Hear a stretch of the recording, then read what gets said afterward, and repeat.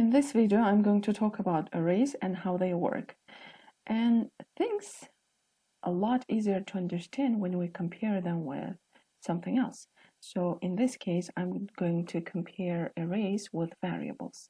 So let me write a definition of a variable of int type.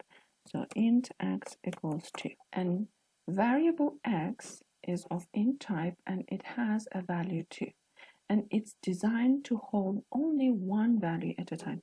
Let's say, for example, if you want to assign one more value, let's say 3, then let's run the program. As you can see, it doesn't accept. It doesn't work this way because it's designed to hold only one value at a time. Let me give you another example.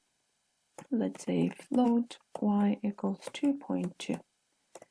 And this is variable y of float type and its value is 2.2. And it's designed to hold one value of float type. It has enough memory for one float number.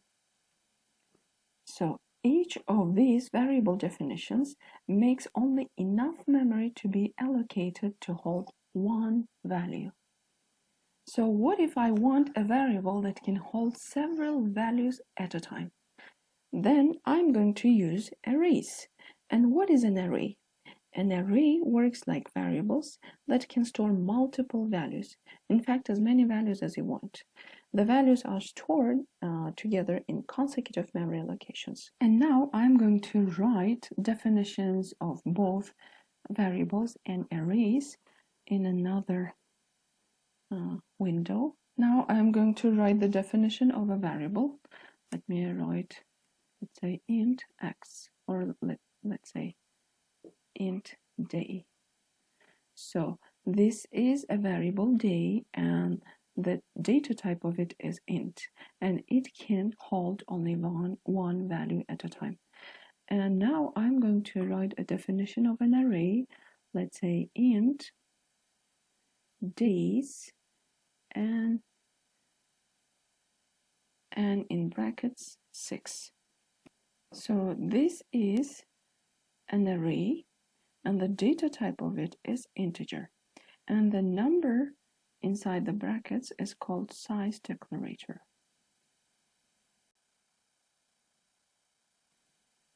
And this number is called size declarator, and it indicates the number of elements the array can hold, the number of values an array can hold.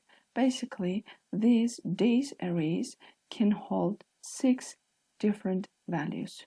And let me show you how much memory will be reserved for days array. So in the memory, we are going to have 6 elements.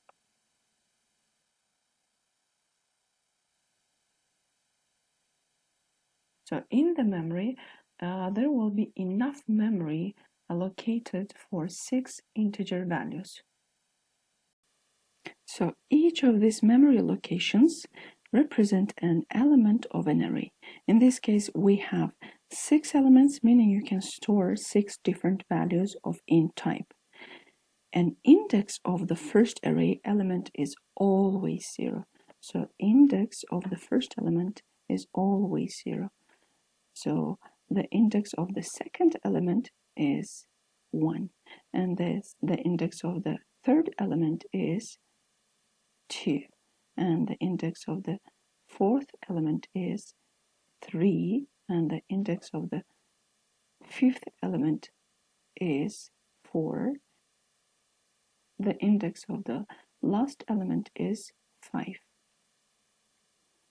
So as you noticed, the index of the last element is always 1 less than size declarator.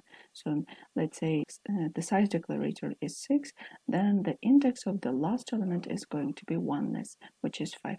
Let's say you have size declarator 10, then the index of the last element is going to be 9. Why? Because it starts not from 1, but from 0.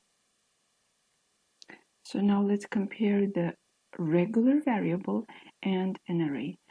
this variable can hold only one value, but this array can hold 6 different values. So instead of creating 6 different variables, we can create an array. We can define an array that can store 6 different values.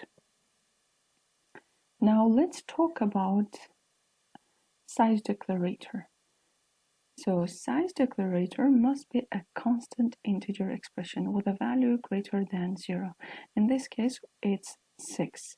And it can be either literal, just like this, or it can be a named constant. So let me show you this in code blocks. So now I'm going to define a named constant. Const int, for example, let's give a name, number of days. And let's make it, for example, 7. Then I'm going to define an array. And it's going to be int days, and the number of elements are always put between these square brackets. And instead of giving a number, for example 7 or 6 or any value you want, that must be integer and it must be greater than 0. You can use named constants as well. For example, here we have a definition of a named constant, and I'm going to use a named constant, this named constant, the number of days, and that's all. Here we have a definition of an array. Let me give you another example. Let's say int scores, and in square brackets, let's say 20.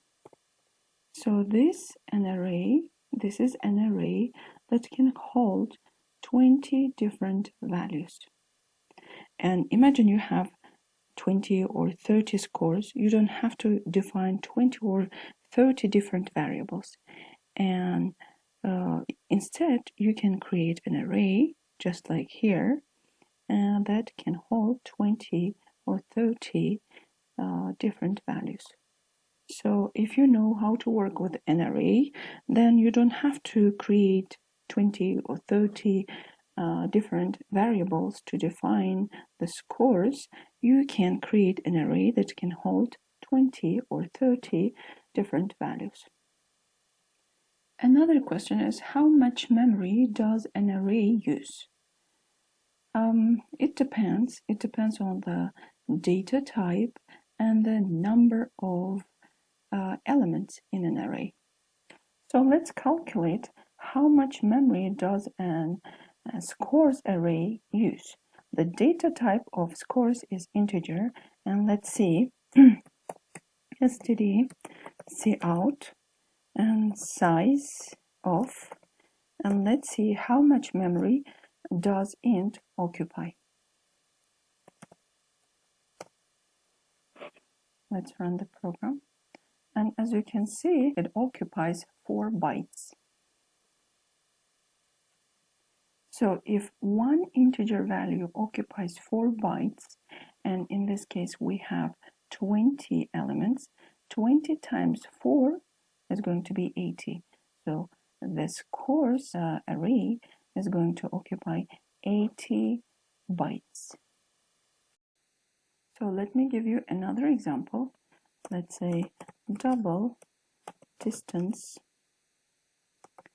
in square brackets, let's say 100. And let's see the size of double on my system. Let's run the program. As you can see, 8. It means one double value is going to occupy 8 bytes.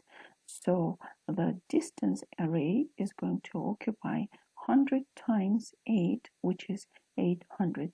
So distance array is going to occupy 800 bytes.